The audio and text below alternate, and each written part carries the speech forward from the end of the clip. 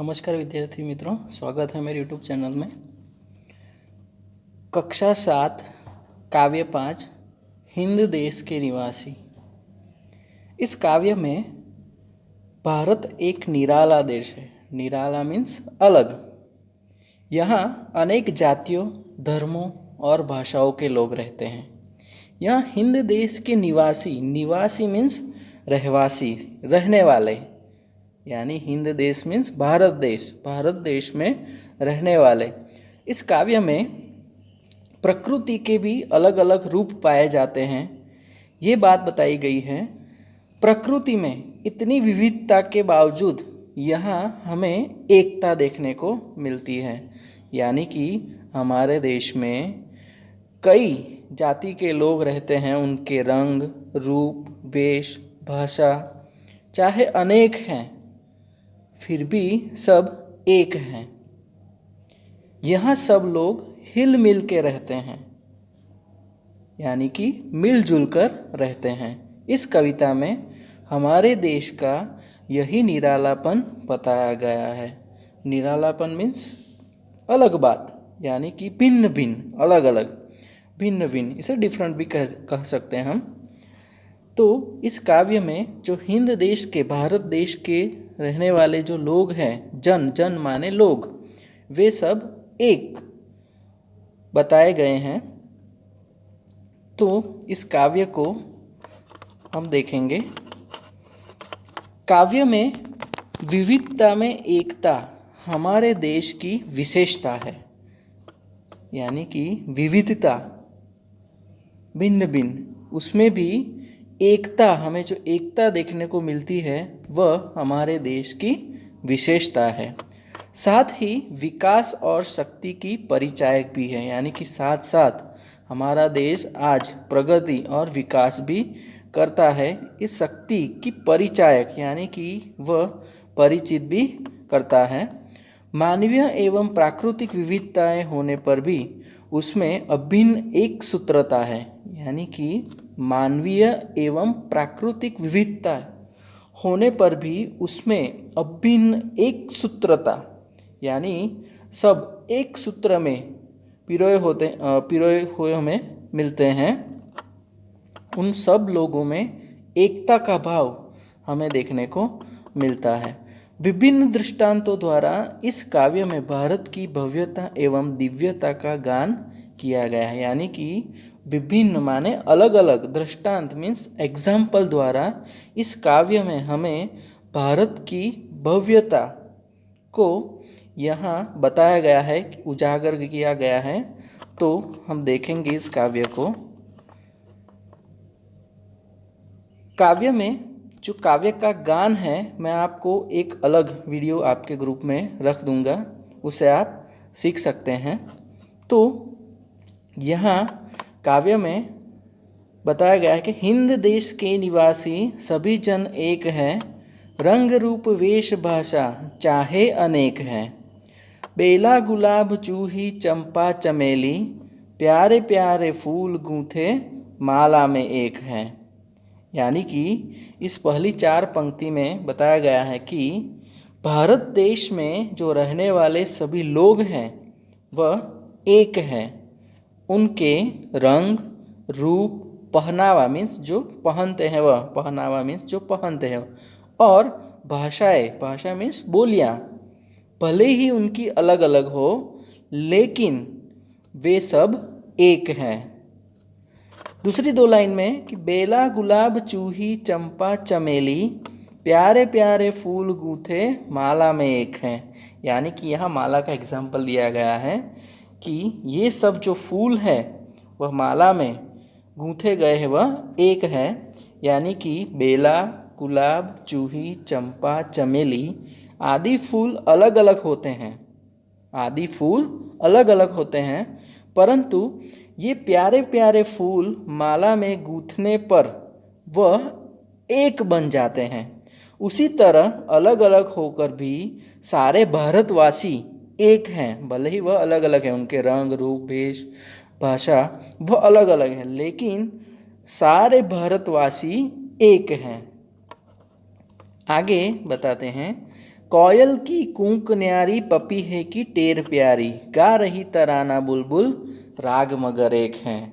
यानी कि कोयल की कूक न्यारी पपी है कि टेर प्यारी, यानी कि कोयल की जो बोली, यहाँ कूक, कूक शब्द का अर्थ होता है बोली, न्यारी मीन्स निराली होती है। पपी है कि बोली, टेर, टेर का मतलब होता है बोली। पपी है कि जो टेर है यानी कि वह बोली है, वह मिठास होती है, उनमें मिठास होती है। बुलबुल का गीत भी अलग तरह का होता है। बुलबुल का जो गीत है वह अलग तरह का होता है। इन सब पक्षियों के गाने भले ही अलग अलग हो, पर उनका राग तो एक ही है। इसी तरह इस पंक्ति के द्वारा अलग अलग बोली और भाषा बोलने वाले भारतवासियों की आवाज़ भी एक है।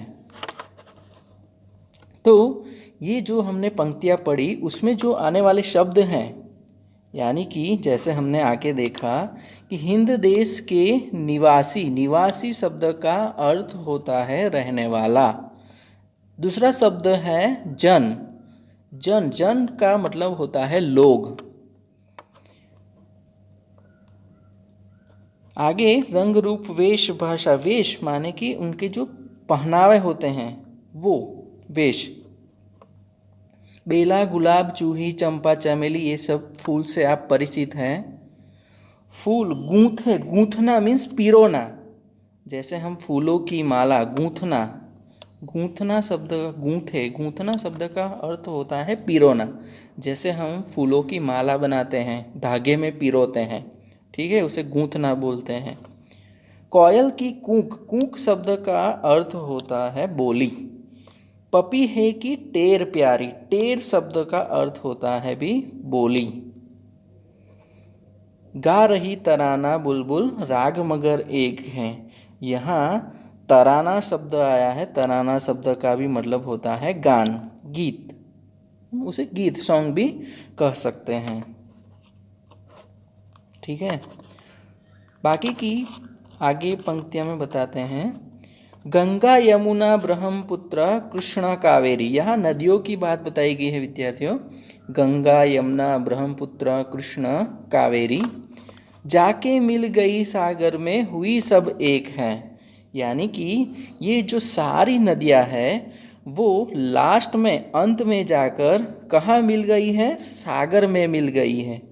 यानी कि गंगा यमुना ब्रह्मपुत्र कृष्ण और कावेरी अलग अलग नदियाँ हैं, मगर सारे वह मिलकर, सारी नदियाँ मिलकर वह एक हो जाती है। इसी तरह इस पंक्ति से हमें सीख मिलती है कि इस तरह देश प्रेम सभी भारतवासियों को एक बना देता है। इस तरह जो हमारा देश प्रेम है वह भारतवासियों को एक बना देता है। आगे है सागर, यहाँ एक शब्द है सागर। सागर शब्द का अर्थ होता है समुद्र। सागर शब्द का अर्थ होता है समुद्र। नेक्स्ट पंक्ति है, धर्म है अनेक जिनका सार वही है, पंथ है निराले सबकी मंजिल तो एक है। यानी कि धर्म, मनुष्य के जो धर्म है वह अलग है, अनेक है, अलग अलग है या अनेक है, पर उनका सार, तत्व तो एक ही है। उनका जो सार है, तत्व है, वह तो एक ही है। सभी संप्रदाय अलग अलग विशेषता रखते हैं। यानी कि हर एक जो संप्रदाय हैं, जैसे कि स्वामीनारायण संप्रदाय, जलाराम संप्रदाय, ऐसे जो अलग अलग संप्रदाय हैं वह अपनी अलग विशेषता रखते हैं अपने धर्म की, पर सबका जो ध्येय है, ध्येय मीन्स गोल, वह एक ही है, वह मनुष्य को उन्नत बनाना, यानी कि मनुष्य को आगे ले जाना, उसको कई तरह की, उसकी कई तरक्की करना, यही उसका मुख्य उद्देश्य है। तो इस पंक्ति से हमें विद्यार्थी मित्रों यह सीख मिलती है कि इसी तरह सभी भारतवासियों का जो लक्ष्य है, ध्येय, ध्येय का मतलब होता है लक्ष्य, उनका जो लक्ष्य है, मंजिल, यह शब्द दिया गया है मंजिल। मंजिल शब्द का अर्थ होगा ध्येय और गोल, लक्ष्य भी कह सकते हैं। तो सभी भारतवासियों का जो लक्ष्य है वह एक ही है, अपने देश की उन्नति करना, यानी कि अपने देश को आगे बढ़ाना, उसके विकास में साथ देना। तो इन सारी पंक्तियों को हमने देखा। तो काव्य में यही बात बताई गई है इस एग्जाम्पल के द्वारा कि जो लोग हैं हिंद देश में रहने वाले, भारत देश में रहने वाले जो लोग हैं, उनके रंग रूप वेश भाषा के द्वारा एकता की बात बताई गई है। बेला, गुलाब, जूही, चंपा, चमेली, इन फूलों के द्वारा जो भारत देश के में रहने वाले जो लोग हैं वह एक है, वह एक सूत्रता बताते हैं। यहाँ कोयल की कूक और पपीहे की टेर और बुलबुल का जो गीत है या तराना राग है वह एकता का प्रतीक, यानी कि भारतवासियों की जो आवाज़ है वह एक तरह की है। आगे नदियों के द्वारा हमें बताया गया काव्य में, गंगा, यमुना, ब्रह्मपुत्र, कृष्णा, कावेरी, इन नदियों के सभी जल समुद्र में जाके एक है। वैसे ही हमारे देश में, भारत देश में रहने वाले जो लोग हैं वह एक ही है, यह बात बताती हैं। लास्ट में धर्म, हमारे देश में रहने वाले जो लोग हैं उनके जो धर्म हैं वह अलग अलग हैं, लेकिन उसका जो सार है, ध्येय है, गोल है, लक्ष्य है, वह तो एक ही है कि मनुष्य को उन्नत बनाना, यानी कि उसको आगे ले जाना, उसके लक्ष्य तक पहुंचाना और हमारे देश की उन्नति करना, हमारे देश को आगे बढ़ाना। तो यही हमारे इस काव्य में बताया गया है। काव्य में हमने कई सारे शब्द देखे विद्यार्थी मित्रों, यहाँ शब्दार्थ दिया गया है। तो उनमें जो समानार्थी शब्द हैं, कूक, कूक शब्द का अर्थ होता है कोयल की आवाज़। पपीहा, पपीहा शब्द का अर्थ होता है एक पक्षी का नाम। टेर, टेर शब्द का अर्थ होता है पपीहे की पुकार, पुकार शब्द का अर्थ होता है आवाज़। तराना, तराना शब्द का अर्थ होता है गीत। पंथ, पंथ शब्द का अर्थ होता है रास्ता। निराला, निराला शब्द का अर्थ होता है अनूठा। मंजिल, मंजिल शब्द का अर्थ होता है ध्येय, उसे लक्ष्य भी हम कह सकते हैं। आगे हैं अभ्यास के रूप में, यहाँ कुछ प्रश्न दिए गए हैं तो हम उसे देखेंगे। पहला प्रश्न है, हमारे देश की क्या विशेषता है? तो इसका जवाब है, हमारे देश में भिन्न भिन्न, भिन्न मीन्स अलग अलग, रंग रूप और पहनावे वाले एवं अलग अलग भाषाएं बोलने वाले लोग रहते हैं। इसके बावजूद यहाँ के लोग एक हैं। इस तरह विविधता में एकता ही हमारे देश की विशेषता है। दूसरा प्रश्न है, सभी नदियाँ कब एक होती है? तो उसका जवाब है, सभी नदियाँ अलग अलग स्थानों से निकलती है, उनके बहाव भी अलग अलग है, परंतु जब वे सागर में मिलती है तब एक हो जाती है। तीसरा प्रश्न है, सभी धर्मों का सार क्या है?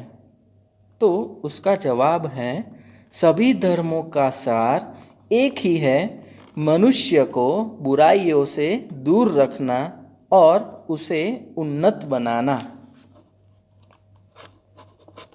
आगे सेकेंड एक्सरसाइज में हमें बताया गया है कि इस पंखुड़ियों के द्वारा हमें सेंटेंस बनाना है।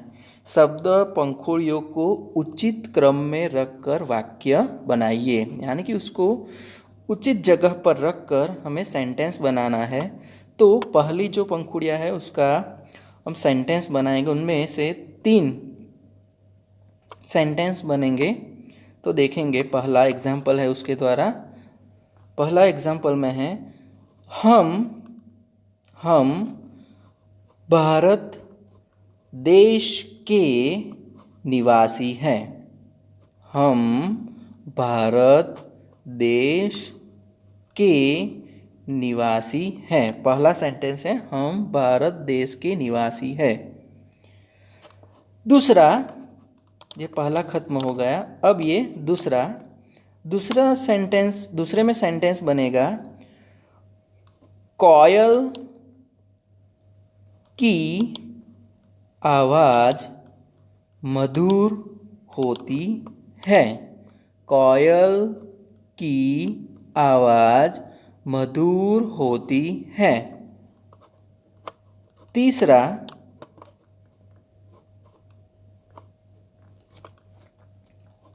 फूलों की तरह हंसते रहना चाहिए। फूलों की तरह हंसते रहना चाहिए। फूलों की तरह हंसते रहना चाहिए। तो तीनों के सेंटेंस बन गए। हम भारत देश के निवासी हैं। दूसरा है, कोयल की आवाज़ मधुर होती है। तीसरा है, फूलों की तरह हंसते रहना चाहिए। यहाँ ब में दिया गया है, गोले में शब्द चुनकर अर्थपूर्ण वाक्य बनाइए। यानी कि एग्जाम्पल है, सोहन पढ़ रहा है। ऐसे हमें दूसरा एग्जाम्पल बनाने हैं। तो इस गोले में से मैं कुछ सेंटेंस आपको बता रहा हूँ, आप ध्यान से सुनना और लिख सकते हैं। पहला है, रीनल पढ़ रही है। दूसरा, रीनल खेल रही है। तीसरा, मेघा पढ़ रही है। चौथा, मेघा खेल रही है। पांचवा, हरेश पढ़ रहा है।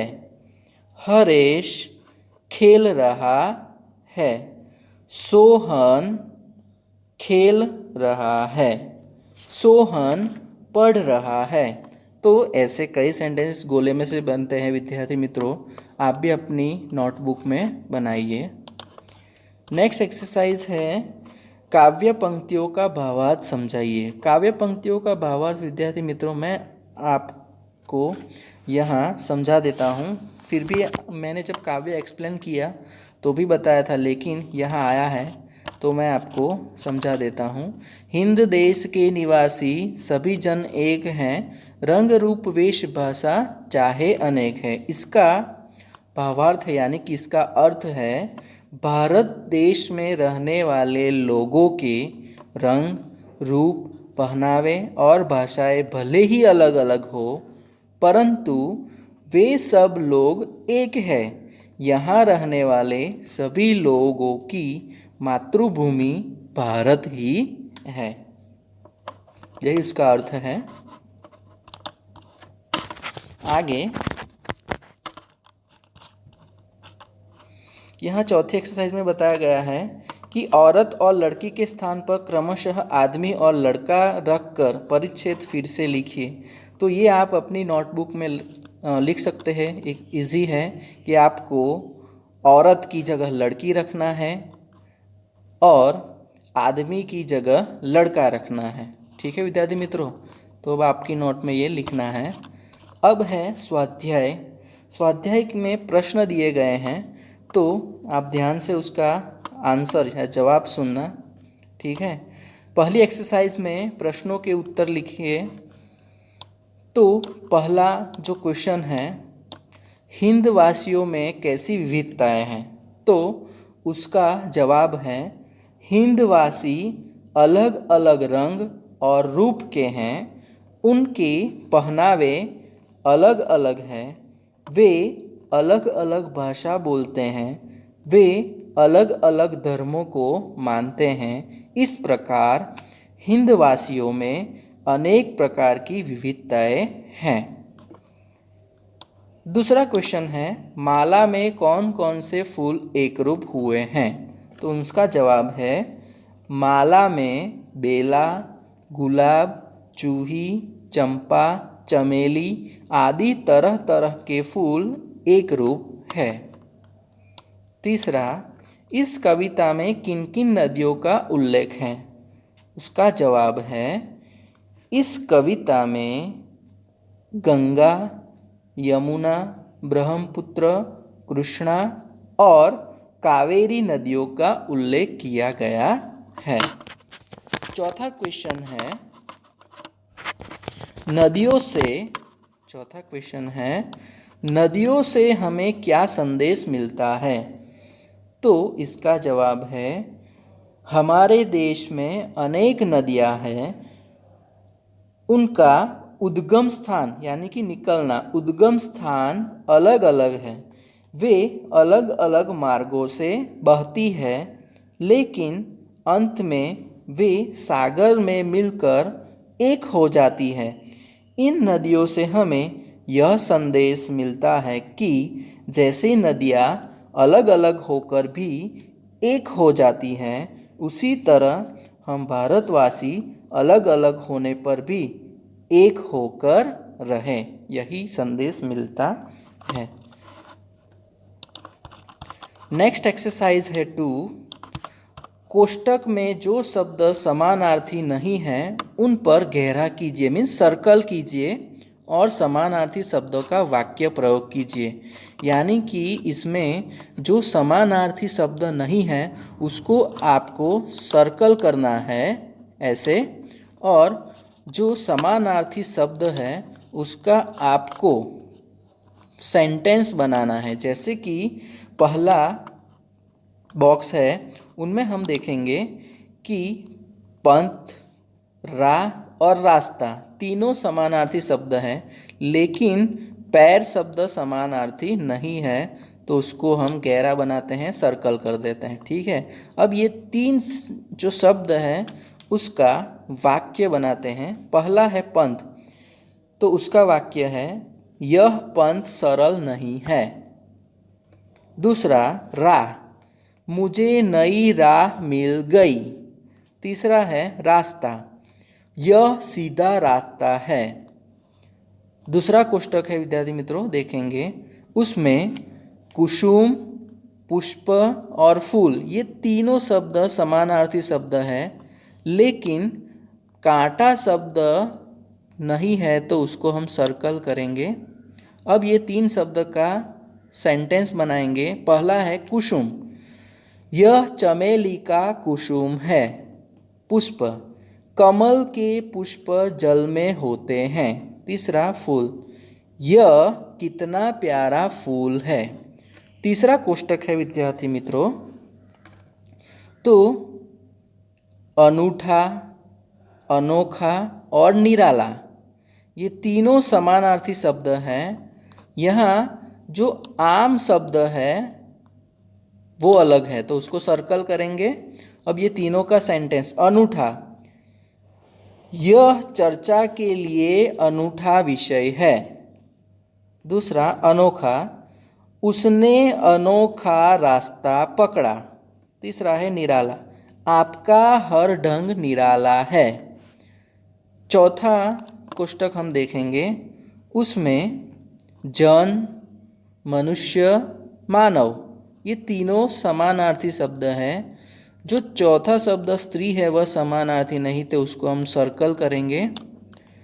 तो अब उसका वाक्य बनाएंगे, जन, कोटि कोटि जन तिरंगे को वंदन करते हैं।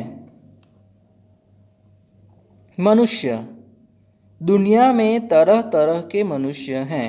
मानव, जिसमें मानवता हो वही मानव है। जिसमें मानवता हो वही मनुष्य है या मानव है।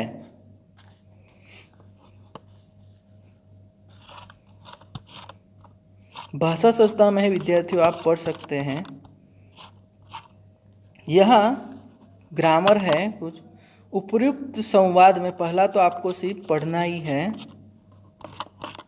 ये पहली एक्सरसाइज में हम देखते हैं, ग्रामर है। उपयुक्त संवाद में से व्यक्तिवाचक संज्ञाएं छांट कर लिखिए। व्यक्तिवाचक, यहाँ व्यक्तिवाचक संज्ञा जहाँ व्यक्ति का या वस्तु का उल्लेख होता है उसे हम व्यक्तिवाचक संज्ञा कहते हैं। ठीक है, तो पहला है, उस पर जो हमने पहले आगे ऊपर के जो सेंटेंस है वो आपको पढ़ने हैं। जब हम सेंटेंस पढ़ेंगे तो उनमें हमें देखने को पहला जो शब्द है वह है, पहले ब्लैंक में आएगा जो व्यक्तिवाचक नाम है वह पहला है प्रियंका। फर्स्ट ब्लैंक में यहाँ हम प्रियंका लिखेंगे। दूसरा, यहाँ दूसरी ब्लैंक में हम मीना लिखेंगे।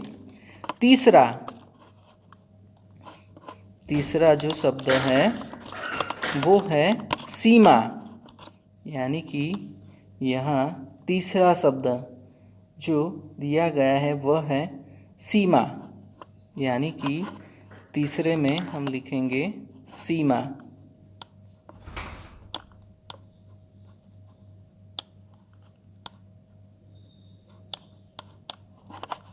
ठीक है, तो ये व्यक्तिवाचक तीनों शब्द हमने देखे।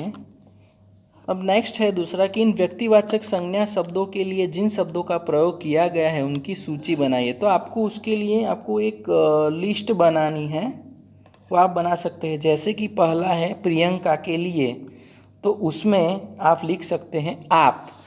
दूसरा है मीना के लिए, तो उसमें तू, तुम, मेरा, मैं, मुझे। तीसरा है सीमा मौसी के लिए, तो उनमें हम लिख सकते हैं उन्हों के लिए। नीचे दी गई परिभाषा को पूर्ण कीजिए। तो उन परिभाषा में जो शब्द ब्लैंक के स्थान पर प्रयोग होते हैं उन्हें सर्वनाम कहते हैं। तो इस ब्लैंक में आएगा संज्ञा, ब्लैंक में लिखना है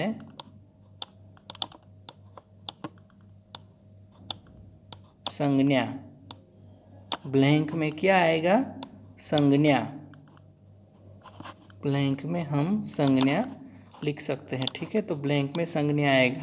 तो उसका ये डेफिनेशन है संज्ञा का कि जो शब्द संज्ञा के स्थान पर प्रयुक्त होते हैं उन्हें सर्वनाम कहते हैं। तो ये सर्वनाम की व्याख्या है। आगे चौथे एक्सरसाइज है कि जिन सर्वनाम शब्दों का प्रयोग किया गया है उन्हें अलग छांटकर इस बॉक्स में लिखिए। वाक्य को पढ़िए और बोलने वाले, सुनने वाले और अन्य व्यक्ति को सूचित करने वाले, यानी कि यहाँ इस बॉक्स में हम लिखेंगे। पहला है मुझे बल्लेबाजी में मज़ा आता है, तो बॉक्स में आंसर आएगा मुझे। बॉक्स में क्या लिखना है? मुझे। दूसरे में आएगा हम मैच जीत गए, दूसरे बॉक्स में लिखना है हम। तीसरा है तुम अच्छे क्षेत्र रक्षक हो, तो तीसरे में आएगा तुम। चौथा है तुम्हारी गेंदबाजी का जवाब नहीं, तो चौथी बॉक्स में लिखना है तुम्हारी। पांचवा है वह कैप्टन है, तो पांचवा में आएगा वह। पांचवें बॉक्स में आप लिखेंगे वह। छठा है, छठे में आपको लिखना है उसने। ठीक है, तो इन बॉक्स में आप लिख सकते हो। 6 के 6 बॉक्स में मैंने जो सर्कल किया उस बॉक्स में आप लिखना है। उसके बाद में पांचवा क्वेश्चन, विधानों को पढ़िए और खुद के लिए प्रयुक्त सर्वनाम शब्दों को छांटकर इस बॉक्स में लिखिए। तो पहला है अब राजीव स्वयं बल्लेबाजी करने आया, तो उसमें आएगा बॉक्स में लिखना है स्वयं, स्वयं बल्लेबाजी करने आया। दूसरा है मैं अपने आप चला जाऊंगा, तो उसमें आएगा अपने आप। ये जो सर्कल किया है वह आपको बॉक्स में लिखना है। ठीक है विद्यार्थी मित्रों, यहाँ इतना जानिए में आपको जानना आवश्यक है। विद्यार्थी मित्रों, मैं पढ़ता हूँ, आप ध्यान दीजिए। पुरुषवाचक सर्वनाम, जब हम बातचीत करते हैं तो कभी अपने बारे में, कभी श्रोता के बारे में, तो कभी तीसरे व्यक्ति के बारे में बात करते हैं। अतः बातचीत करते समय हम 3 प्रकार के शब्दों का प्रयोग करते हैं, जैसे कि पहला है उत्तम पुरुष, उत्तम पुरुष में आएगा मैं, हम, मुझे, हमें आदि। मध्यम पुरुष यानी मिडल, तू, तुम, आप, तुम्हें, तुझे यानी आदि। आदि का मतलब होता है वगैरह, एज एक्स्ट्रा। अन्य यानी कि वह, वे, उसे, उन्हें आदि। आगे दिया गया है निजवाचक सर्वनाम। निजवाचक सर्वनाम यानी कि उसका अर्थ है कुछ सर्वनाम शब्दों का प्रयोग स्वयं के लिए किया जाता है तथा जिनसे निज तत्व या अपनेपन का बोध होता है उन्हें निजवाचक सर्वनाम कहते हैं। यानी कि उसकी यहाँ व्याख्या दी गई, डेफिनेशन दी गई है, तो आप जान सकते हैं। जैसे कि मैं स्वयं चला जाऊँगा, वह आप ही चला गया, मैं अपने आप पढ़ लूँगा, वे खुद चले गए। ठीक है, तो यहाँ इस लेसन को, इस काव्य को हम खत्म करते हैं विद्यार्थी मित्रों। तो इसको ज़रूर, इस काव्य पर आप ध्यान देना। उसके गान की मैं आपको फाइल रख दूंगा आपके ग्रुप में, तो आप टेस्ट के लिए इस काव्य को अच्छी तरह पढ़ना। मैंने एक्सरसाइज करवा दी है। ठीक है।